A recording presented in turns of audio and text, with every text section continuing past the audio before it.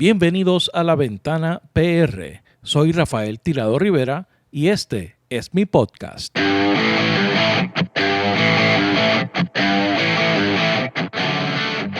Y los efectos de la sequía son evidentes en nuestros cuerpos de agua. Y en efecto incrementó la sequía en la isla. Mientras unas partes de Puerto Rico enfrentan calor intenso y menos lluvia de lo normal. La sequía ya no es una amenaza futura, es una realidad que sigue avanzando en Puerto Rico y según expertos lo peor no ha llegado. Es bien preocupante la situación de la sequía en la isla. Puerto Rico atraviesa la peor sequía en años. Julio de 2026 se perfila como el mes más seco registrado en la estación de San Juan desde 1898 y más del 80% de la isla está bajo sequía moderada o severa. Ya el área sur experimenta características de sequía extrema. Los primeros indicios de sequía en Puerto Rico comenzaron el pasado mes de mayo, según los datos del Monitor Federal de Sequía. Desde el mes de marzo se habla de un fenómeno de El Niño especialmente fuerte y comenzando más temprano de lo usual. Carraízo, que estén aquí porque es uno de los, obviamente, embalses que está en uno de los niveles más críticos en este momento. Tenemos otros embalses que están en observación, pero este ya alcanzó el nivel de ajuste y que nos tenemos que preparar, lamentablemente, para lo peor. ¿Y qué puede ser lo peor? Lo peor pudiera ser el que tengamos que entrar en algún momento, en las próximas semanas, en algún plan de interrupción programada. Pero lamentablemente vamos a tener que anunciar unas medidas de interrupciones programadas para este viernes.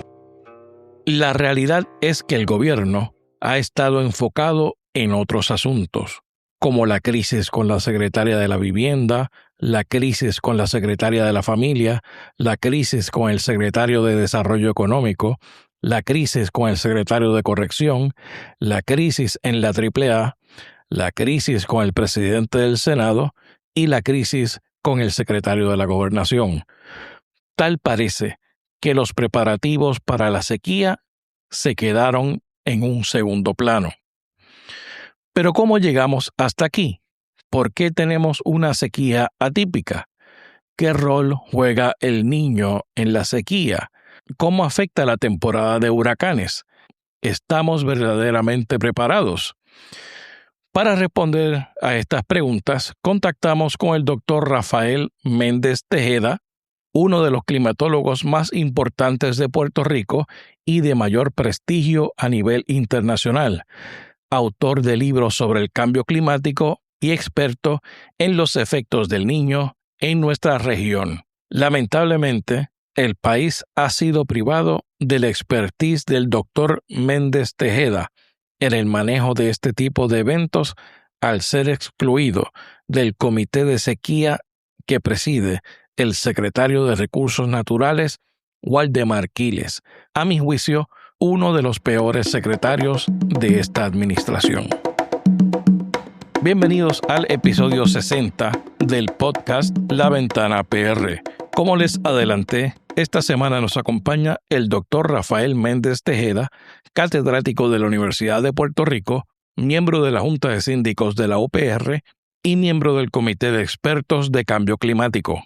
De hecho, mi pueblo tiene unas ruinas que es donde se cree que estaba el cacique más importante del Caribe, que se llamó Enriquillo. Wow. Y todavía ahí hay unas excavaciones que siguen en proceso. Va a ser un niño fuerte, porque el niño puede ser débil, moderado y fuerte. Son las tres categorías que tenemos. Pero no super. De super, okay. No, yo no hablo de super niño. Y eso es que todavía no hemos tenido un periodo largo sin lluvia. Cuando eso ocurra, debido a que tampoco tenemos la capacidad de los embalses mínima, porque los embalses están colmatados, llenos de sedimento. La Ventana PR está disponible en nuestro canal de Substack. Suscríbete en laventanapr.substack.com para que recibas nuestro blog y el artículo que acompaña a este podcast a través de tu correo electrónico. Allí también está disponible la suscripción de pago que te dará acceso a contenido exclusivo. El video de esta entrevista ya está disponible en mi canal de YouTube. El enlace al canal de YouTube, a Substack y a todas mis redes sociales también están disponibles en las notas de este episodio. La próxima semana nos acompañará el profesor José Rivera González, con quien dialogaremos sobre la crisis en el orden internacional. Ahora los dejo con la entrevista al doctor Rafael Méndez Tejeda. Doctor Rafael Méndez Tejeda, bienvenido a La Ventana. Gracias por la invitación, buenos días, gracias a qué bueno compartir con su público. Claro que sí. Doctor, usted es uno de las personas en el país que más ha estudiado, conoce el tema del clima, el tema del cambio climático, ¿verdad? Uno de los científicos, yo creo que más importantes del país en ese tema, pero usted nació en la República Dominicana, en un pueblito que se llama Azua. Exacto. ¿Cómo un niño de Azua se interesó por la ciencia y llega, ¿verdad?, en este recorrido a Puerto Rico y a dedicarse al tema de la ciencia, de la física también que usted estudió? Pues yo nací en Asua y específicamente en un pueblo que se llama a 5 kilómetros 6 de Asua, un paraje que se llama Pueblo Viejo. Para aquel momento ahora es un distrito municipal. Y siempre digo que soy asuano más que los demás asuanos porque Pueblo Viejo fue donde se originó El la Asua, original. el original. De hecho, mi pueblo tiene unas ruinas que es donde se cree que estaba el cacique más importante del Caribe, que se llamó Enriquillo, y Wow. todavía ahí hay unas excavaciones que siguen en proceso. De manera que nací en Pueblo Viejo y estudié en Asua, después estudié en la Universidad Autónoma de Santo Domingo. Vengo de una familia bien corta, porque apenas somos dos hermanos. Mi hermana mayor me lleva 13 años, de manera que yo era casi el pequeño de la casa, el niño de la casa, ¿no? Y con diferencia importante. Con diferencia importante porque mi hermana se casa bastante joven y entonces pues se va de la casa y evidentemente pues me quedo yo con muchos primos que sí tenía y luego entonces estudiaba en la capital, me voy a la capital de la República Dominicana a estudiar. Originalmente pensaba estudiar ingeniería agronómica, pero por alguna cuestión de la vida me interesa de un amigo que conocí, me interesa un poco la física y entonces me indujo a estudiar física. Y ya estudiando física, comienza a dar unos cursos que había dentro de física en el área de ciencia atmosférica y esos cursos me interesaron mucho. Y de ahí tuve muy buenos maestros en el área de meteorología, el señor en paz descanse Plácido Cabrera, y así como Hugo Segura, con lo cual estudié meteorología. Eran los dos meteorólogos que había en la República Dominicana. Uno graduado en Costa Rica y el otro se había graduado en Argentina. Entonces, pues comencé, trabajé en el servicio meteorológico por espacio de 3 años, dirigiendo una división de los primeros estudios que hicimos en radiación solar, para ver cómo los colectores solares captaban más energía. Fui profesor muy joven de la Universidad Autónoma de Santo Domingo, apenas tenía 23 años, y entonces tenía la opción a través de la Organización Meteorológica Mundial de tomar una beca para estudiar en Reading, en Inglaterra, en la Universidad de Reading o en Argentina. Pero mi madre decía que eso era muy lejos, que me iba a ir muy lejos, y ahí fue que llega a través de otro amigo a estudiar a Puerto Rico, porque en Puerto Rico había en ese momento un profesor que a mí me interesaba, se llamaba Edwin Núñez, que era meteorólogo y estaba acá en Río Piedras. Pero cuando llego a Río Piedras a estudiar física, con especialidad en meteorología, Edwin Núñez se va a Estados Unidos y no hay meteorólogo. Y entonces tuve la suerte de que entonces comencé a estudiar radioastronomía con el doctor Daniel Altshuler, Ok. que estaba dirigiendo el observatorio de Arecibo, ¿no? Y mi tesis de maestría se hizo en Arecibo. En el proceso que yo estaba en el meteorológico, en el Servicio Meteorológico Dominicano, estuve en México haciendo una especialidad, lo que le llaman meteorólogo clase 3, y entonces hice meteorología clase 3 y 2, tanto en República Dominicana como en México. Y en México estuve por espacio de 8 o 10 meses, y regreso a República Dominicana y ahí es que vengo a Puerto Rico. Y ya aquí, pues comienzo a trabajar en algunas universidades, entre ellos la Universidad Politécnica y algunas universidades de esas. Y entonces me voy, sigue mi interés por la meteorología y me voy a España con un profesor que yo iba a ir a Boulder, Colorado, pero él estaba de sabático en Boulder y no le gustó Estados Unidos y se regresó a España.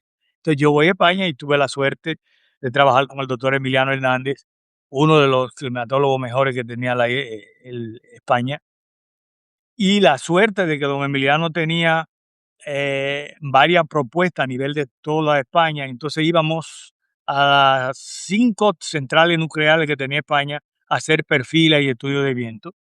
Y también hicimos algunos estudios en trenes sobre el viento. Pues en el diseño de los trenes hay que saber la dirección del viento porque se puede descarrilar, sobre todo los trenes de alta velocidad.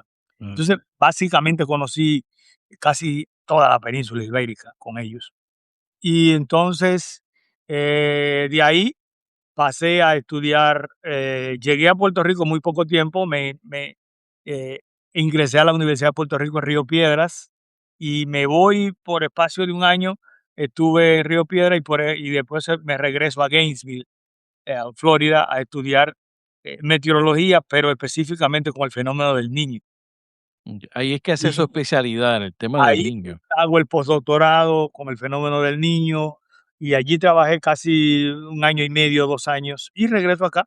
Entonces, en lugar de quedarme en Río Piedras, vengo a Carolina y comienzo a trabajar aquí en el laboratorio a crear el laboratorio de ciencia atmosférica y además fueron creo que de los primeros eh, cursos que se hicieron sobre calentamiento global y cambio climático.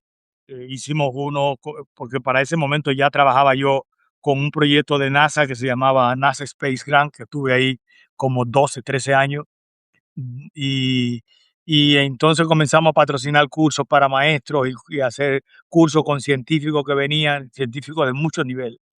Y entre ellos, por ejemplo, en el 2005, eso fue en el año 2005, 4 hicimos el primero, después en el 8 tuvimos a Gino Casasa, que es un glaciólogo, tuvimos gente que hacía vulcanología y todas esas cosas las fuimos haciendo y seguimos trabajando. Y hoy en día, pues, eh, trabajamos básicamente aquí en la Universidad de Puerto Rico, que estoy aquí haciendo soy parte también ahora del Comité de Cambio Climático y del Comité de Sequía, que ahora que tenemos sequía todavía no, no lo han activado o no sé si es que ya no soy del comité. Eso puede pasar, en este país puede pasar cualquier cosa. Cualquier cosa puede pasar. Y de manera que yo siempre digo que yo, pues yo soy dominicano, azuano, de Pueblo Viejo, pero que realmente soy puertorriqueño por adopción. De eso así, ya son cuántos años en Puerto Rico, Desde el año entre una y otra cosa, ¿verdad? Porque Siempre que el en foco ha sido Puerto Rico, sí, pero, desde el año 86, de desde el manera 86. que ya estamos en los 40, Ya, wow, cerca de má 40 más de años. la mitad de mi vida. Sí, sí. Interesantemente, usted siempre, o por lo menos de un tiempo acá, me gustaría que me hable de eso también, ha estado involucrado en el tema de política pública desde la ciencia, como científico. ¿Cómo surge el interés en aportar en esa área que no hay, que muchas veces los científicos ven difícil, en primer lugar, comunicar, y usted es un buen comunicador del tema de la ciencia, y en segundo lugar, trabajar política pública, porque la política gubernamental y eso tiene una serie de actores que lleva unas ciertas complejidades, ¿no? Como ya usted conoce muy bien. Pues, en primer lugar, he estado en puestos que me han permitido conocer un poco, trabajar con la gente, porque cuando incluso estuve en meteorología en República Dominicana, recorríamos toda la isla mirando las estaciones meteorológicas, íbamos allá, íbamos acá. Y aquí en Puerto Rico también. Conozco yo todos los pueblos de Puerto Rico y hemos trabajado en varios proyectos siempre con estudiantes. eh, y lo que sucede es que creo que la ciencia, si no se le comunica a la gente y si no es para la gente, ¿para qué hacemos ciencia? Porque a mí me interesa estudiar un huracán porque entiendo que ese huracán puede tener un impacto sobre una población y puede cambiar la vida de esa población. Entonces, por lo tanto, hay que comunicarle a la gente la importancia de por qué hacemos ciencia. La ciencia se hace para la gente y las cosas que no se publican, que no se le da a la gente, pues no existen. Usted puede escribir el artículo más importante de su vida, pero si lo deja guardado en un anaquel, ese artículo no vale para poco. Entonces, de manera que hemos querido, desde la posición que he tenido, comunicar y evidentemente de la única manera que eso también tiene un efecto, es pudiendo acercarnos a los tomadores de decisiones, los decision makers, y esa gente que pueda hacer política pública para que pueda llegar a la gente. Nosotros hicimos unos trabajos, por ejemplo, aquí en Puerto Rico sobre la tendencia de las temperaturas y eso dio al traste, en ese caso trabajé con el amigo Pablo Lázaro, Méndez Lázaro, eso dio al traste a que se crearan unos protocolos, por ejemplo, para los días de calor y hacer los avisos de calor, pero eso va a salvar gente. ¿Por qué va a salvar gente? Bueno, porque ese grupo de ciencia médica ha logrado que ya los hospitales comiencen a reportar cuando hay días de calor, cómo se multiplica, cómo se aumenta la cantidad de gente que va a los hospitales. Y hace poco eh, O sea, salió, esa correlación está. ese está, porque justamente en Puerto Rico hay un 15% de los hospitales que están reportando. Hay una certificación que se hizo, que me parece que es la 37, y el 15% de los hospitales de Puerto Rico ya está reportando gente que llega a los hospitales por golpe de calor. Y eso son más de 500 personas, lo que se reportó el año pasado. Lo que quiere decir que si extrapolamos eso a toda la isla, a todos los hospitales, estaríamos hablando de casi 4,000 personas afectadas por Wow. golpes de calor. Y todavía no estamos certificando por muerte por calor. Todavía eso no hemos llegado. Y ya nos hemos reunido con los grupos médicos, nos hemos reunido con AARP, nos hemos reunido con el Departamento de la Familia, desde el grupo del Comité de Expertos y Asesores en Cambio Climático, ¿no? ¿Y ocurre muerte por calor en Puerto Rico? Sí ocurren, no se han certificado, pero ocurren. Porque una cosa no es que no ocurran, una cosa es que no se hayan certificado. Porque la persona va porque se siente mal y si se muere de un infarto o de un stroke, pues sencillamente murió por un stroke. Pero ¿qué ocasionó el stroke? Y ahí hemos estado tanto Adam Monzón como Carl Soderberg, Pablo Méndez Lázaro, que estaba en el comité, Marisa Barreto, y con la cual sigo trabajando. Con Marisa sigo trabajando en un proyecto de erosión costera. De manera que seguimos haciendo cosas en todos los niveles y seguimos tratando de aportar lo poco que podemos hacer, pero aportar para que la gente se beneficie de lo que nosotros hacemos. Claro. Y ese tema es importante, de los golpes de calor, porque eh, relacionado a parte de esos estudios, ¿no? Que usted ha demostrado que en Puerto Rico el calor urbano ha venido en aumento en los pasados años. Háblenos un poco de esos análisis que usted realizó y ese área de estudio. Pues habíamos encontrado, desde mirando los datos desde el 50 para acá, la década más caliente que hemos tenido es la década del 2010 a 2020. Y ya para esa década los días de calor se habían triplicado, es decir, los días cuya temperatura se sentía en 92 grados en adelante se habían triplicado. Si lo comparamos con los días que en invierno sentimos un poco de fresco, que lo habíamos caracterizado en 60 grados Fahrenheit, los días por debajo de eso habían disminuido y los calientes habían aumentado casi 3 veces. En el trabajo que hicimos con Pablo encontramos que cuando la temperatura supera los 92 grados, la visita a los hospitales aumentaba más del doble, casi el triple, de gente que iba sintiéndose mal. Obviamente, la gente que se siente mal normalmente es persona que tiene edad avanzada, personas de mucho más de 60 años, 70 años, porque estos pacientes tienen la particularidad de que cuando ya uno tiene 70, 80 años, consumen muchísimos medicamentos y algunos de ellos son diuréticos, de manera que la persona orina más, pierde más Tiende a líquido deshidratarse. y normalmente, no sé por qué razón, pero hay un mecanismo médico que yo lo desconozco todavía, el por qué las personas de edad avanzada tienden a no tomar agua. De manera que entonces pierden líquido, pero no toman líquido. Por lo tanto, tienden a deshidratarse. Y entonces, esa población es una población que está en riesgo y sobre todo este verano, que va a ser un verano, bueno, ya está siendo un verano cálido, pero va a ser extremadamente cálido y que asoman la probabilidad de que tengamos sequía es muy alta. Nosotros allá en Puerto Rico estamos mirando que hay algunos problemas con algunos sectores por falta de agua, pero todavía no hay una sequía que podamos decir hay sequía. Hay algunos sectores que tienen una sequía moderada, como es el sur de Puerto Rico, y ayer tuve la suerte de dar la vuelta a la isla. Estuve en Mayagüez, fui por el sur, regresé por el norte y tan incluso en el área de Manatí, esa zona, también vi sequía. Pero la parte de Juanadía, la parte de Santa Isabel, ahora mismo tiene una sequía brutal. Y eso es que todavía no hemos tenido un periodo largo sin lluvia. Cuando eso ocurra, debido a que tampoco tenemos la capacidad de los embalses es mínima, porque los embalses están colmatados, llenos de sedimento, lo cual hemos venido diciendo hace mucho que hay que trabajar con esto. De hecho, nosotros del Comité de Cambio Climático, el gobernador Pierluisi nos pidió algunas recomendaciones para trabajar con la costa y le sometimos 103 recomendaciones para costa y luego le llamábamos curso de acción. Y para agua le sometimos alrededor de 66 que debieron haberse puesto en función antes de que comenzara la sequía.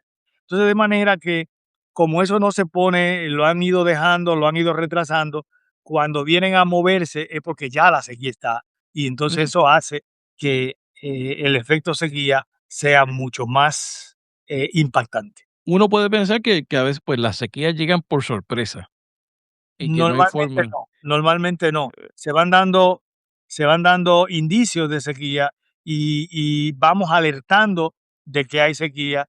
De hecho, hay un monitor que es el monitor de Estados Unidos, el Monitor Drought de sequía. Monitor.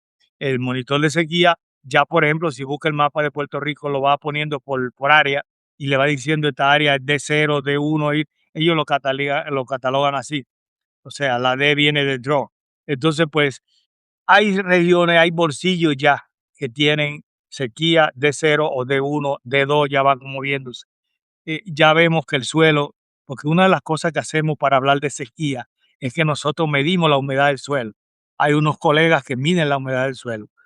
Tenemos un colega muy bueno en Mayagüez, se llama Eric Harsey, que trabaja con unos datos satelitales que puede medir la humedad del suelo unos 20 centímetros y ver cuánta humedad tiene el suelo para integrarlo a los modelos y poder saber cuándo hay sequía. También hay otros datos que usamos, que es la medida de evapotranspiración, es decir, cómo las plantas transpiran. Vemos la planta por la mañana, las hojas muy bonitas, pero ya a las 11 de la mañana la vemos mustia. Entonces medimos esa pérdida de líquido de las plantas y también son datos que usamos para poder predecir la sequía y la evaporación en los lagos, en los cuerpos de agua. Todos esos parámetros los vamos juntando y podemos decir, se acerca una sequía, hay que ir preparándose.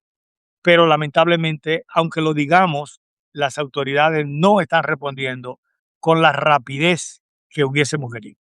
O sea y a lo que iba, le pregunto si las sequías llegan de sopetón sin ningún tipo de anuncio, al contrario de los huracanes, que uno sabe más o menos la trayectoria y cuándo es que se va a formar y las condiciones que ameritan, sino que el gobierno también sabe que viene una sequía, que se están creando esas condiciones y no actúa como quiera. O sea, que la falta de acción no es resultado de la falta de información. No, información científica la tenemos y le estamos dando por todos lados.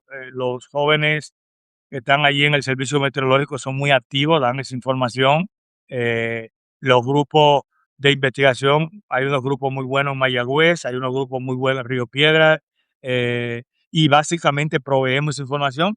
Y eso es lo que hace la necesidad de que la universidad pública siga trabajando, que por eso es que defendemos tanto la universidad pública. Yo soy parte de la Junta de Gobierno de la Universidad de Puerto Rico en estos momentos, y los datos que produce la universidad son datos para la gente y para el gobierno. Está en el gobierno usar los datos científicos que proveemos, pero proveemos los datos. ¿Y por qué, y por qué ese desfase, no se puede llamar, entre la información y la acción de parte del gobierno? El gobierno Yo quisiera asume. saberla, yo quisiera saberla. Ah, porque este no es el único tema. El tema del cambio climático, que vamos a hablar un poquito más adelante, que usted es parte del comité de asesores, tampoco ha tomado acción. Eh, en estos temas, como que pasa algo que evita que el gobierno actúe. O sea, No lo sé, la parte nuestra es, nosotros hacemos la asignación, que es proveer los datos, hacer los estudios, comunicarlos. Y eso lo hacemos. Por ejemplo, el grupo de ciencias médicas tiene ahora mismo con AARP una campaña sobre calor, pero eso no salió de la nada. Hay un grupo allí que hizo un trabajo enorme para que eso pudiese salir. Cuando hablamos de huracanes, yo normalmente recomiendo que escuchen las informaciones oficiales. Casi todos esos jóvenes que están allí, que son muy buenos en el servicio meteorológico de Puerto Rico, el National Weather Service, esos jóvenes casi todos se formaron en las universidades nuestras, en Mayagüez o en Río Piedras. De manera que nosotros proveemos la fuente, proveemos los científicos, proveemos los datos. Y esa es la asignación nuestra. Y lo comunicamos. Ya después de ahí, los tomadores de decisiones tienen que hacer su trabajo, su ajuste, ¿no? claro, que eso nos gustaría a todos. Estamos cuando salga este episodio, vamos a estar entrando un poco, ya estamos en la temporada de huracanes, ¿verdad? Sí, ayer, el día 1 de junio. El día 1 de junio. Cuando Sí, salga este episodio, estaremos un poquito más adentrados todavía en el mes de junio. Pero eh, esta temporada, la NOAA anticipa que va a ser bajo promedio en términos del desarrollo ciclónico. Eso es una buena noticia por un lado, pero por otro lado, llegamos al tema del que estamos hablando. Se proyecta una sequía en Puerto Rico, que es eh, específicamente sobre un tema que usted domina muy bien, que existe el niño, el efecto del niño en el Pacífico, tiene efectos sobre el área del Caribe. Y este año precisamente se está hablando de un super niño. Me gustaría entonces que nos explique ese fenómeno del niño, cómo es que afecta a Puerto Rico en el desarrollo en términos climáticos y lo que se espera, ¿no? Y yo le voy a tirar la preocupación. O sea, el país está pasando por primera vez, yo no sé en cuántos años, una crisis en el suministro y en el área de distribución de agua en Puerto Rico. O sea, esto es algo que no había ocurrido de la forma en que está ocurriendo hoy, especialmente en el área metropolitana, y además no olvidemos que hay pueblos en Puerto Rico que llevan una lucha de años con el tema del acceso al agua. bueno, vamos por parte. En primer lugar, yo quisiera ver si ojalá aclaro algunos mitos que hay con el fenómeno del niño. El fenómeno del niño es un fenómeno muy antiguo. De hecho, se le llama niño por y es antes de Cristo, ¿eh? El niño es antes de Cristo. El fenómeno. El Wow. fenómeno. Pero cuando los pescadores del área del Perú básicamente encontraron que había un cambio en la cantidad de peces que llegaban a la región, porque el agua se calentaba y los peces se van. Los peces normalmente están donde el agua, los caladeros están donde el agua es más fresca, más fría. Y entonces ellos miraban que había una disminución y esa disminución lo llevó a ver qué pasaba con el agua y veía que todo el Océano Pacífico, cogiendo por las costas de Sudamérica, que es lo que le llamamos la corriente de Humboldt, se iba moviendo el agua desplazada por los vientos alisios hacia la otra costa del Pacífico, es decir, hacia el área de Tahití y Australia. Cuando se iba cubriendo toda esa región y el agua sobrepasaba la temperatura media que ronda los 23, 24 grados, entonces decíamos que hay un fenómeno de Niño. Si esa agua se mantenía por debajo de la temperatura media, pues entonces, es decir, si esa invasión de agua que había ahí era fría, decíamos que teníamos niña. Entonces, al haber disminución de peces en esa y aparecer básicamente en diciembre, por ahí era que se potencializaba, le llamaron el niño, pero originalmente se llamó el viejo y luego le cambiaron al niño, ¿no? Ok. Y entonces, este fenómeno tenía una periodicidad de 2 a 7 años, cada 2 a 7 años ocurría. De hecho, un fenómeno tan antiguo, yo trabajé, como le dije ahorita, con César Caviedes, que escribió uno de los 3 primeros libros del niño, que le llamó El niño en la historia, en donde Caviedes establece que si no es por el fenómeno del niño, los españoles no hubiesen podido cruzar lo que es el desierto del Piura. Era muy difícil. Es un desierto muy grande, el agua, sin tener agua no podía. Porque cuando hay niños hay zonas que llueve y que se establecen lagos, aunque sea temporero. De hecho, ese desierto florece cuando comienzan las lluvias y en otro momento es uno de los desiertos más grandes del mundo, más fuerte, ¿no? Me Sin imagino. embargo, el niño, al cambiar el patrón de lluvia, puede afectar esa zona. Ahora, ¿cómo el niño cambia esos patrones de lluvia? Cuando esa corriente de Humboldt se va moviendo en Sudamérica y va llegando al Ecuador, hay una zona ahí que le llamamos zona 1, porque cuando hay niño, como el agua es cálida, se evapora y al evaporarse forma nubes. Y esa nubosidad, debido a la rotación de la Tierra, se mueve hacia el Atlántico. En este caso no llega al Atlántico cuando está en la zona 1, porque los Andes lo impide y por lo tanto esas nubes descargan en los Andes y por eso cambia el patrón de lluvia en la parte desértica, que fue lo que ocurrió cuando los españoles conquistan la parte del Piura y pasan toda esa región. Entonces, de acuerdo a los datos de Caviedes. Luego, cuando se desplaza un poco más adelante, ya las nubes se adentran a Sudamérica y al norte de Sudamérica, es decir, al área de Ecuador, al área de Colombia. Y finalmente, cuando ya se adentra hacia el Océano Pacífico por completo, entonces le llamamos zona 3. Y si se acerca ya a la parte de Tahití, Australia, le llamamos zona 4. ¿Qué pasa? Que cuando está en el mar abierto, esas nubes que surgen de la evaporación de esta agua cálida suben más en la atmósfera y se transportan al Caribe. Y por eso forma lo que le llamamos vientos cortantes.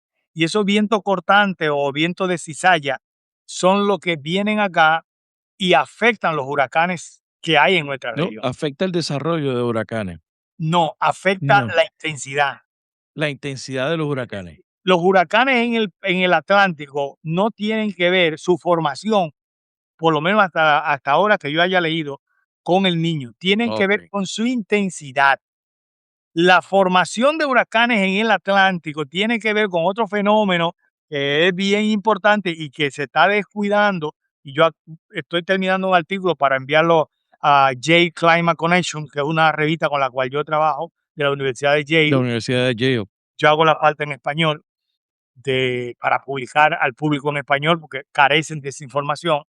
Es un fenómeno que se llama la oscilación del Atlántico Norte, que es algo parecido al Niño, pero que es un poco entre Portugal, entre la esquina de Portugal, Cabo Verde e Islandia. Entre esos dos puntos hay una región que se mueve como si fuese un péndulo, una diferencia de presión, y esa diferencia de presión hace que ese fenómeno del Atlántico, que se llama oscilación de Atlántico Norte, dependiendo si está positiva o negativa, dé paso a lo que son polvo del Sahara, porque cuando está positiva crea sequía en el norte de África, y a la vez que da paso a polvo del Sahara, también da paso a muchas ondas.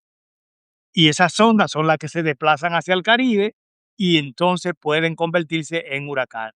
Ahora bien, si yo tengo oscilación del Atlántico Norte positivo, formándose ondas, pero también tengo niños en el Pacífico, el aire cortante debilita los huracanes. Debilito, o sea, no, Debilita.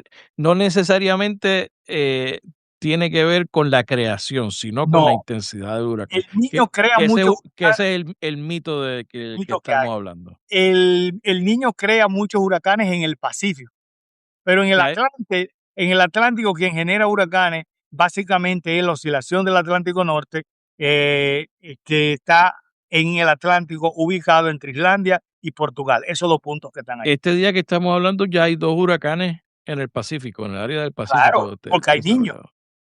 Y dicho sea de paso, bien importante, yo todavía hoy creo que el niño va a ser un niño fuerte, porque el niño puede ser débil, moderado y fuerte, son las 3 Es categorías que tenemos, pero, super pero se no habla super. de super, okey. No, yo no hablo de super niño. Explíquenos esas categorías, y por qué no habla de super niños, porque son cosas que están en la discusión en el ambiente, la gente habla de super niños, entonces no Bueno, sabemos de qué exactamente es que se estamos caracterizan hablando. básicamente por la temperatura que alcance el Okey, océano, que es quien maneja todo esto. Si la temperatura del océano está alrededor de 1.5 grados, pues ya hablamos de un niño intenso o fuerte, que fue el niño del año 2015-2016. Tuvimos niños intensos, eh, 82, tuvimos 97 y tuvimos niños 15 y 16 que se pudiesen considerar fuertes. El más fuerte que hemos tenido de eso es el de 15-16. Pero cuando hablan de super niño, el super niño más fuerte ocurrió en 1877. Hasta ahí, 1877. Y cuando hablamos de eso, estamos hablando de que la temperatura del agua subirían por encima de 2.5 grados Celsius. Eso prácticamente son unos 8 grados Fahrenheit aproximadamente. Eso no ha ocurrido. No digo que no pueda ocurrir. En este momento no hay datos para decir eso. okey. Por lo tanto, en noviembre o diciembre, cuando tengamos ya el niño en pleno desarrollo, porque ya el niño comenzó, de hecho se adelantó un poco, eh, cuando tengamos en noviembre, diciembre, el niño en pleno desarrollo, si sigue evolucionando y los vientos siguen enviando tanta agua cálida, desplazando tanta agua cálida, que no estamos hablando de mucha agua, es un agua de aproximadamente menos de 1 metro, 60, 80 centímetros, lo que se calienta, porque esa parte se le llama termoclima, esa termoclima aumenta, se aumenta 2.5 esa capa de agua, entonces estamos hablando de un super niño. Eso no ha ocurrido, Oh, no hay datos, todavía estamos en estudio y por lo tanto no se le debe estar diciendo a la gente que va a haber super niños y meterle tanto miedo a la gente, porque la gente lo que hace es que baja la guardia, va a haber super niño, no va a haber huracanes, lo cual no es cierto. En el año 92 fue una temporada de pocos huracanes y vino, me parece que fue el huracán Allen y destrozó el Caribe. claro, lo que hace falta es un solo huracán. En el año pasado no fue una temporada tan activa, tanto así que al Caribe nada más entró un solo huracán que fue Melissa.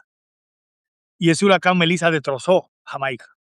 Arrasó con Jamaica y Que dicho sea de paso, Jamaica tiene algo interesante. Jamaica enfrentó a Melissa categoría 5, que duró además más de 72 horas detenido ahí en Jamaica. Jamaica tiene una infraestructura más débil que Puerto Rico y sin embargo Jamaica hoy está más recuperada que Puerto Rico 3 años después de María. Lo que quiere decir que Jamaica se había preparado. Y Jamaica no tiene FEMA. y no tiene FEMA. lo que quiere decir que la preparación es primordial. ¿Qué es la Nosotros importancia? llevamos 10 años y no nos hemos recuperado de María. Todavía los problemas eléctricos que tenemos son heredados de María. Por lo tanto, los factores climáticos tienen mucha importancia cómo se manejen.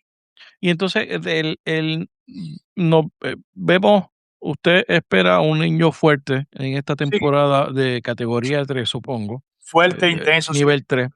Este, y eso representa la posibilidad de sequía en Puerto Rico, ¿no? Igual que el 2015, 2016. Igual que el 2015, 2016, que fueron años bien secos que el área metropolitana pasó por racionamiento. Sí, sí, fue una sequía típica, como está ocurriendo ahora, porque eh, estaba casi la media isla cogiendo de por allí de abajo de Santa Isabel, Guayama, hacia arriba. Hubo sequía toda la parte este y la parte oeste tenía precipitación, lo que está ocurriendo ahora. Yo ayer iba observando la vegetación y cuando cruza ahí de Calley y llega a esa área de Salinas, todo aquello está seco, seco, seco, que las lomas se ven secas. Y las lomas están como cuando llega a un lugar que neva mucho, cuando la nieve se derrite y que queda nada más la piedra, ¿no? Estaba muy seco. Sin embargo, llegando a Ponce, se ve que la vegetación cambia. Por lo tanto, hay mejor pluviometría de Ponce hacia allá que de Ponce hacia acá. Y por lo tanto, es una sequía atípica, lo cual van a aumentar la cantidad de incendios forestales. Ya lo hemos publicado, hay artículos que hemos publicado sobre incendios forestales. Hicimos un trabajo de incendios forestales hace muchos años, en donde los incendios forestales, la mayoría son provocados por la gente. El clima pone las condiciones, pero la gente provoca el incendio. Claro. Y esa es la realidad. Eso me trae, no estamos preparados porque las cosas que se supone que hiciéramos para atender el tema de la sequía, de esta sequía extrema que puede venir, este evento extremo climático que se produce como sequía, no hicimos lo que había que hacer, No, ¿verdad? no hicimos la Hasta asignación. hasta el momento. Y entonces, hablando de la temporada de huracanes, la gobernadora el primer día que inició, el 1 de junio, dijo que Puerto Rico estaba mejor preparado que en el 2017 para enfrentar esa temporada. ¿Qué usted cree de esa aseveración de la gobernadora? Bueno, dos cosas. Bueno, ella sabrá, yo le voy a hablar del punto del clima, Claro, la parte política. Siempre he dicho que nosotros tenemos una responsabilidad como investigadores y es decir la verdad desde el punto de vista académico. ¿Cómo le interpretan los políticos? Pues ellos también tienen el deber de interpretarlo como ellos lo manejen. Pero yo le voy a decir lo que veo desde el punto de vista académico. No estamos mejor preparados. No estamos mejor preparados climatológicamente. Los embalses están tienen más sedimento que lo que había en el 2017. El sistema de salud es más flojo, tenemos menos médicos, hay eh, menos hospitales. hay menos hospitales. eh, la mayor preparación en el sistema energético todavía sigue débil, vive débil. Aquí basta un huracán categoría 2, 3 para que tengamos problemas, no hablemos de un categoría 5. De manera que todos esos son factores que podemos decir que no estamos totalmente preparados. Lo más que la gente se ha preparado es con placas solares y con baterías y algunas plantas eléctricas. Eso es verdad, que no habían en el 2017. Me preocupa con las placas solares que estén bien instaladas, porque usted puede tener placas solares, pero en categoría 4 o 5, yo estoy seguro que vamos a ver, y lo dije en un artículo, los paneles solares los vamos a ver como chiringa volando. Eso es una preocupación que yo tengo, que la comparto también. Aquí vamos a tener esta semana vamos a estar recogiendo placas solares. Aquí hubo mucha gente que se jactaba de tener puertas y ventanas que aguantaban huracanes categoría 5. Sí, la ventana, pero ¿y los anclajes? ¿Lo instalaron bien? Entonces la ventana no se rompía, no, se iba entera, porque estaba mal anclada. De manera que todo eso son cosas que nosotros tenemos que tomar en cuenta. Y vuelvo y repito, no estamos desde el punto de vista climático, desde el punto de vista de responsabilidad nuestra como investigadores, eh, debo decir que no. Nosotros sometimos un plan de adaptación y mitigación al cambio climático y en ese plan de mitigación atacábamos 13 áreas, entre ellos educación, salud, el asunto del agua, de las costas, que nos estamos quedando sin costa. Y usted nada más tiene que ir a Loíza o tiene que ir a Arecibo o tiene que ir acá abajo, podemos ir a Patillas y vamos a ver la erosión cómo está. Entonces, eh, en ese sentido, yo creo que no lo estamos, no lo estamos, pero respeto la opinión que pueda decir la gobernadora. Ella tiene más datos que yo desde el punto de vista de preparación. Yo tengo datos, pero desde el punto de vista climático. Si esos datos pudiésemos tener una conversación con los grupos que trabajamos con eso, pues yo invito a que el secretario de Recursos Naturales, que todavía al día de hoy no se ha reunido con el Comité de Cambio Climático. No ha ido a una sola reunión, no ha convocado una reunión, no se ha convocado una reunión del Comité de Sequía, o por lo menos a mí no me han convocado. De igual manera que nunca se convocó un grupo para trabajar con el sargazo, que yo vine hablando muchísimo del sargazo, y ahora tenemos muchísimo, sobre todo en la parte sur, y hay unas razones climatológicas por las que llegan allí. Eh, y es así. Veo información en la prensa, ellos tienen que tener mucho cuidado con la información de la prensa, porque, por ejemplo, un mito que se me quedaba del niño, la gente vi en la prensa los otros días que alguien dijo que el niño va a matar el 70% de los corales de acá de la región nuestra. Mire, eso es falso, porque el niño es un fenómeno del Océano Pacífico. El agua caliente de que genera el niño está en el Pacífico. El niño llega acá, por lo que le decía ahorita, se llama fenómeno de teleconexión, los vientos cortantes, no el agua. El calentamiento del agua, y sí van a morir muchos corales, es por el calentamiento del océano Del Atlántico. del Atlántico. No tiene que ver con niños. El agua del Niño, por el único lugar que pudiese pasar es por el canal de Panamá. Y de hecho tienen grandes problemas el canal de Panamá porque tiene sequía. Tiene un problema de sequía. Y porque llovió mucho y hubo problemas con los embalses y están preparándose porque si el agua allí baja un pie, la mitad de los barcos no pueden pasar. Y tendríamos problemas de alimentos. Esa es la Eso realidad. esa es otra crisis que Es una viene, crisis que lo estamos eso advirtiendo, pero no nos quieren creer. eso más, el cierre del estrecho de Hormuz va a crear un problema terrible, un nudo terrible, no solamente para la economía global, específicamente para Puerto Rico, por las Ya características Panamá hace geográficas. 3 años tuvo problemas con los barcos y los barcos tenían que quedarse ahí porque no habían la cantidad de agua para poder bregar con los niveles. Y ahora volvemos y va en la misma dirección.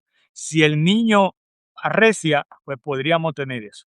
Pero en realidad los corales nuestros se están blanqueando y esperamos un blanqueamiento de coral, del agua seguir cálida, porque el agua del Pacífico está cálida, pero la del Atlántico también, por razones de que tenemos un calentamiento global. A diferencia del Atlántico, el Pacífico tiene el Niño más el agua que se calienta más debido a que la Tierra se está calentando más, debido a que no tenemos más contaminantes en el ambiente y la Tierra no se puede enfriar como debiera y por lo tanto se está enfriando más. Hemos contaminado y el resultado es este. Y el resultado es que si hoy nos dicen que la temperatura es 90 grados, el índice de calor va a ser 105. Hay Wow. 15 grados Fahrenheit que lo está poniendo la atmósfera, ¿no? El sol lo que está calentando es 90 o 92. Los 15, ese índice de calor, esa diferencia lo está poniendo la atmósfera, porque la Tierra no se puede enfriar Y eso y porque eso hemos contaminado. y esos 15 grados están ocurriendo hoy, se sienten Están hoy ocurriendo hoy. Bueno, el índice de calor ayer fue 108 y la temperatura me parece que estuvo en 92, 93. correcto. Esa diferencia la aporta la atmósfera. Que una diferencia brutal en términos de grado. Por eso Sí, las noches siguen siendo cálidas. Es sí. decir, la No, noche no hay espacio para enfriar. no hay espacio para enfriamiento. Entonces, ese confort, esa forma del calor salir y entrar, no está ocurriendo como debiera, porque nosotros seguimos contaminando y hay gente que sigue diciendo que no hay calentamiento global. La enfermedad no desaparece porque la neguemos, al contrario, Es eso es empeora, empeora. correcto, correcto. Eh, Otro de los problemas que trae el calentamiento global, y eso es algo que usted mencionó, es el tema de la erosión de nuestras costas, ¿verdad? Por el aumento en los niveles del mar. La el esa división entre la tierra y el mar, se va borrando, ¿verdad? Sí, Por el crecimiento de ese de esos niveles, el aumento de esos niveles. Eh, y la gobernadora, decretó una emergencia, para atender el tema de la erosión costera.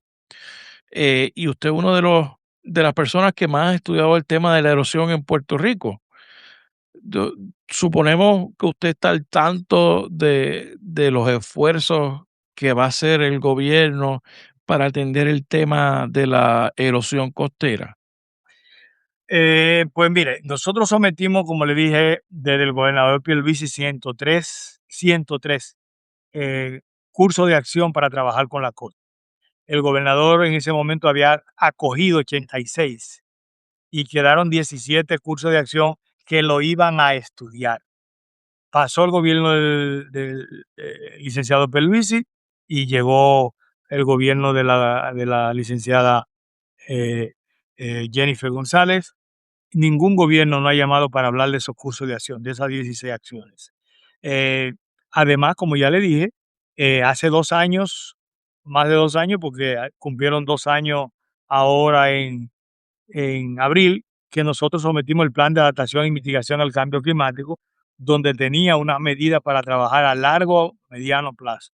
Dicho sea de paso, esa ley que se creó para hacer ese plan, que fue la ley 33 del 2019, se inició cuando estaba el senador Cirilo Tirado, hermano suyo, eh, en el Senado, y luego cuando Tirado sale, él vio con buenos ojos eso, Larry Selhammer, y le dio todo el apoyo y se impulsó y salió la ley 33, aprobada por el Senado.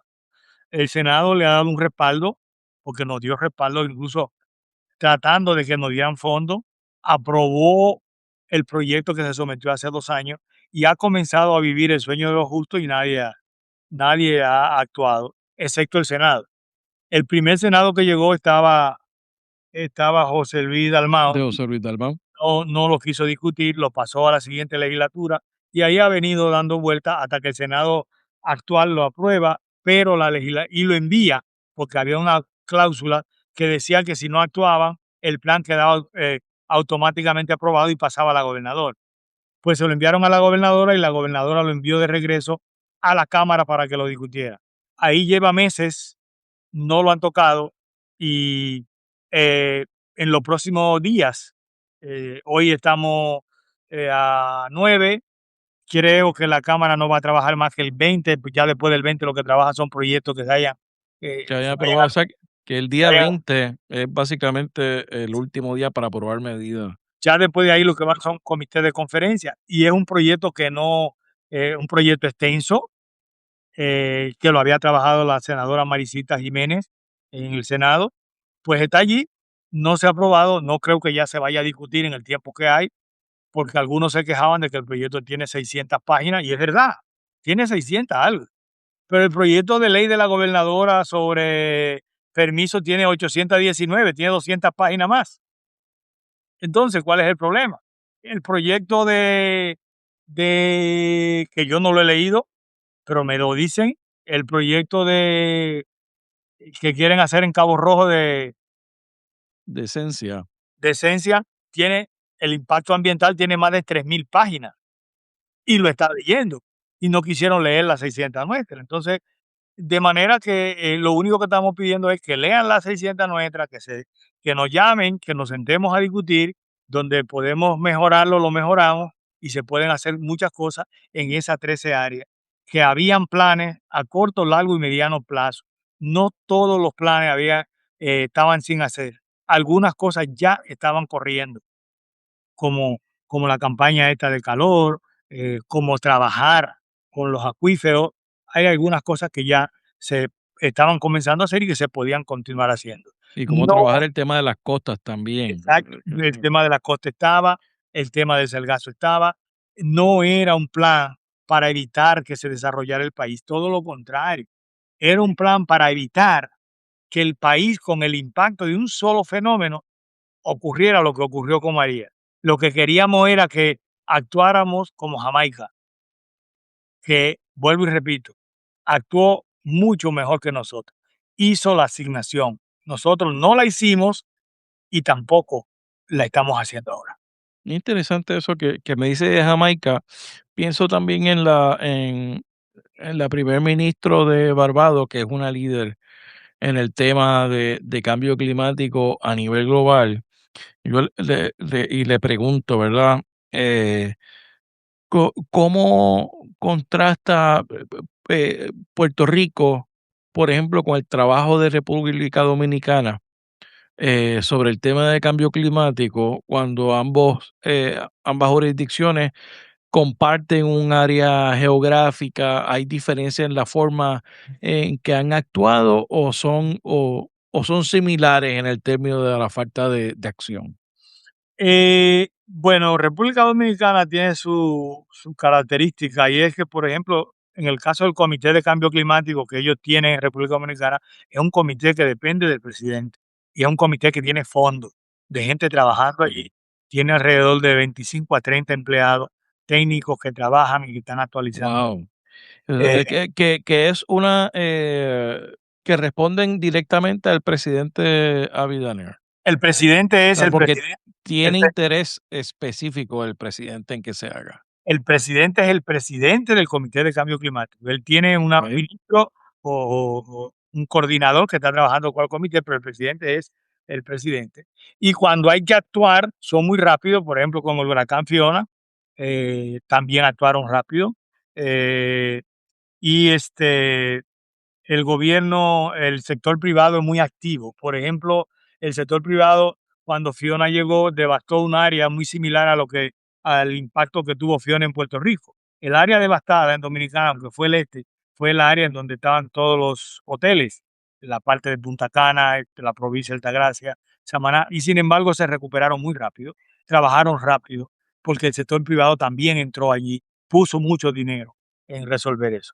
Ellos tienen otros problemas porque tienen también mucha burocracia, tienen una falta de personal técnico en términos de los servicios meteorológicos, porque los que están en la cuestión del cambio climático son más gente más dirigida a trabajar con bonos de cambio climático, a trabajar en esas cosas, en política hacia el cambio climático, pero en el tema climático eh, y meteorológico tienen que mejorar algunas áreas, hay deficiencia y a veces los pronósticos no son todo lo preciso o lo deseado que quisiéramos. Y ha habido historias de huracanes que han llegado a República Dominicana. Obviamente eso ha mejorado, pero yo recuerdo un huracán, el huracán George, llegó a República Dominicana y técnicamente cogió al país casi de sorpresa, porque el servicio meteorológico en ese momento no actuó al nivel que debió actuar. De manera que son cuestiones similares, pero en algunas cosas están mejor, en otras están un poco peor. Que sé la diferencia de cuando la cabeza pone interés en un tema importante. Eh, y eso, otra cosa que yo le iba a preguntar, ¿cómo comparaba también el sector privado en Puerto Rico con el de República Dominicana en términos del interés de atender este reto? ¿No? Porque yo veo a un sector privado en Puerto Rico, y no sé qué usted piensa de eso, que ve a Puerto Rico como si fuera un continente o si tuviera el tamaño de Texas y que lo que hay que hacer es importante sacarle el dinero ahora de la inversión y después que resuelva otra gente. Bueno, Ese- a diferencia, el diseño, por ejemplo, no sé cómo sigue, porque yo trabajé casi 4 años y ahora tengo un tiempo que no voy a Punta Cana, pero nosotros trabajamos en la costa de Punta Cana y no, los hoteles siempre estaban un poco retirados de la costa. Ellos por lo menos en ese sentido guardaban ese espacio. Son muy pocos los hoteles que estaban adentro. Recuerdo un hotel que se llamaba Ocean Blue, que estaba muy metido y se le fue bastante parte de la playa. Y en ese sentido, ¿qué es lo que nosotros estamos diciendo? No construya dentro del agua, retírate un poco de manera que la energía pueda perderse en esa región, en esa franja de interfase y en la arena pueda ir y venir. Contrario a lo que ocurre en condados, que las casas están dentro del agua. Entonces, por lo tanto, eso hace que los impactos sean mayores, ¿no? En ese sentido, y si nota, por ejemplo, en la misma situación del malecón de la República Dominicana, las construcciones están de este lado y el malecón al frente. Por lo tanto, los hoteles que están en el malecón no tienen problema de erosión. claro, hay un espacio. Contrario acá, que el hotel se ha puesto cubriendo la playa y la playa es parte del hotel. Entonces, esa parte han habido unas diferencias que son importantes considerarlas, ¿no? Por otro lado, las leyes ambientales aquí obviamente se cumplen mucho más, a pesar porque tenemos más leyes ambientales y la reglamentación federal es mucho mejor, evidentemente. Y el sector privado, obviamente, en República Dominicana hace mucho más lo que quiere sin intervención de las leyes que tiene acá el gobierno federal, sobre todo, ¿no? Pero hay cosas muy parecidas, pero eh, entiendo que también los empresarios dominicanos se cuidan más porque no van a tener una ayuda del gobierno que cuando llegue un impacto le va a solucionar y le va a dar grandes cantidades de dinero. Son más Entonces, cuidadosos. son más cuidadosos porque están invirtiendo su dinero y el gobierno le va a ayudar, pero no le va a ayudar al mismo nivel que se le ayuda acá. Porque aquí el riesgo lo corre otro. Exacto. Ese es parte del problema. Ese- O sea, no es que los empresarios sean tan dadivosos, es que tienen que cuidar sus intereses. Y en ese sentido, pues Pero se corre interesante esa menos riesgo. visión. Se corre menos Claro. riesgo. De este proceso de pertenecer todavía no al comité de expertos y asesores que usted se lleva, cuál es esa cosa que usted aprendió y que se lleva de todo este proceso?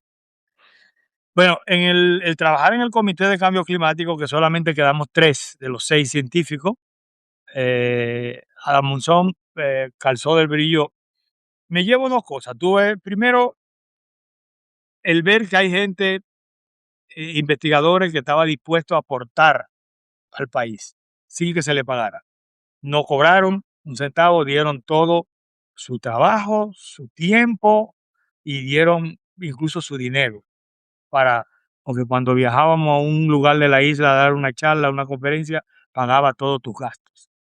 Ver que hay gente que está dispuesto a eso. Uno. Dos, hicimos la asignación que se nos dio, cumplimos nuestra parte. Que la otra parte no haya cumplido es su problema. Entonces, esa satisfacción la tuvimos. Conocimos mucha gente en los pueblos, en las ciudades, y en los barrios, muchos maestros que están dispuestos a aportar y que quieren hacer algo. Y entonces, ese sentido fue un aprendizaje importante, ¿no? Recibimos mucho apoyo de los medios de comunicación, de los distintos medios. Estoy muy agradecido con la ayuda que nos dieron casi prácticamente todos los medios de comunicación.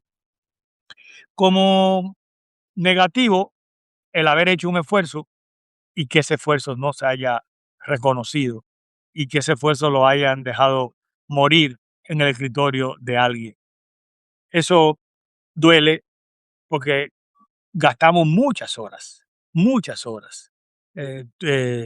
Tuvimos choques con la familia, del tiempo que teníamos que dedicar a la familia para dedicarlo allí, y sin embargo esa recompensa nos hubiese gustado que quedara el plan como un legado para Puerto Rico. Lamentablemente no va a ser así. Pero nosotros cumplimos el deber está cumplido y esa parte nos satisface. Yo le voy a dar a usted las gracias por su tiempo y por el trabajo de años, porque no fue un trabajo de un año o de 6 meses. Fueron años de trabajo, a veces con presupuesto, a veces sin presupuesto, la mayor parte del tiempo. Pero a nombre del pueblo de Puerto Rico le reconozco y le agradezco ese trabajo que ustedes hicieron y ojalá que un próximo gobierno pueda, o una próxima legislatura, porque independientemente de lo que diga la ley, la Asamblea Legislativa el próximo año puede convertir esas medidas que ustedes presentaron en un proyecto de ley, presentarlas y aprobarlas. Porque ojalá y pase, porque aquí yo todavía tengo el recuerdo del huracán María, ¿verdad? De que hablábamos de la resiliencia, de lo importante que era construir el país de una manera diferente y hacerlo más seguro. Así que ojalá y futuros Asamblea Legislativa o esta misma Asamblea Legislativa en la próxima sesión lo pueda atender. Doctor, ¿algún libro que usted nos quiera recomendar? Ya que sé que no tiene mucho tiempo para ver series y para esas cosas, ¿qué nos recomienda para aprender sobre estos temas y otros temas también que no tiene que ser científico? Bueno, obviamente podría recomendar el mío o los míos. Vamos a empezar por ahí, claro que sí. Si quiere entender lo que está pasando con el niño y lo que se espera, el Centro Regulador del Clima del Caribe está aquí en todos los lugares.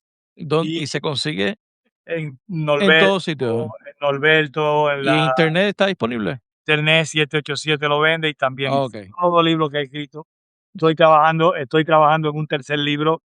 eh, es un libro sobre cómo afecta la gobernanza, los sistemas de gobierno, eh, el manejar un fenómeno, cómo crea una crisis o mejora la crisis.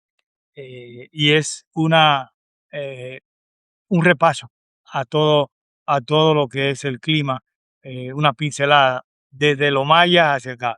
Estamos trabajando en eso. Creo que lo termino ahora en verano, el mes de julio voy a trabajar desde Chicago en ese libro.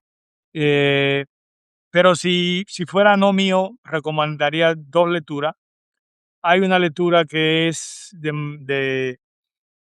hay un escritor que se llama Hariri, apellido Hariri, y que hace varios libros. Hay un libro que le llama Sapiens, eh, eh, y es muy importante ese libro. Hay otro libro que recomendaría Yuval Hariri. de Yuval Hariri, Sapiens, y hay un libro que tiene 21 ideas para entender el siglo, 21 ideas para entender nuestro siglo, este siglo XXI.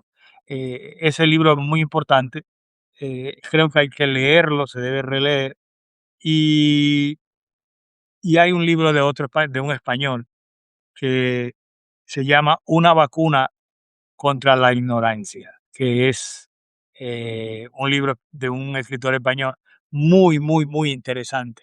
Y ese libro educa mucho. Es un filósofo español que también escribió este libro, que es un libro maravilloso. Qué bien. Es un libro maravilloso. Los vamos a compartir con nuestra audiencia, la gente que se suscriba a la ventana de De hecho, se llama, prpuro.substack.com. el libro se llama Una vacuna contra la insensatez. Una vacuna buenísimo. Lo voy a buscar. Ese libro lo hizo, a ver, José Antonio Marina, Oh, del filósofo José Antonio Marina español. Es excelente libro, qué, excelente, qué excelente. bien. Súper. Una vacuna contra la insensatez. Ayuda a entender no solamente la parte del cambio climático, no, ayuda a entender la política mundial de lo que está ocurriendo en el mundo, de por qué está ocurriendo, que no es casualidad. Y él lo explica con una palabra muy sencilla. Una vacuna contra la Excelente. insensatez.